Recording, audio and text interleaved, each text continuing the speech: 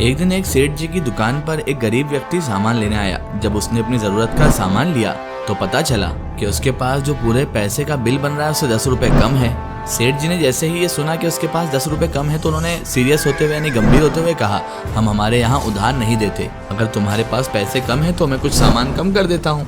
ये सुनकर उस गरीब आदमी को यानी ग्राहक को बड़ा बुरा लगा।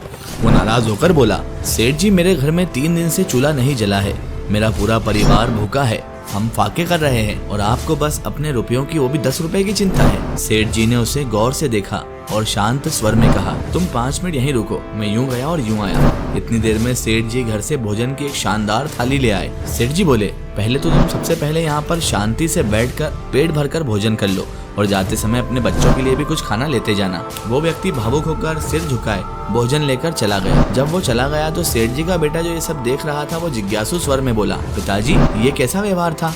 10 रुपए कम होने पर आपने उसका सामान कम कर दिया, लेकिन बाद में उसे भरपेट भोजन भी कराया और उसके बच्चों के लिए भी खाने का प्रबंध किया। आखिर ऐसा क्यों पिताजी? सेठ जी मुस्कुराए और बोले, बच्चे ये हमेशा याद रखना, व्यापार करते समय दया मत करो और सेवा करते समय व्यापार मत करो। व्यापार में निष्पक्षता और अनुशासन आवश्यक है, जबकि सेवा में संवेदनशीलता और दया आवश्यक है।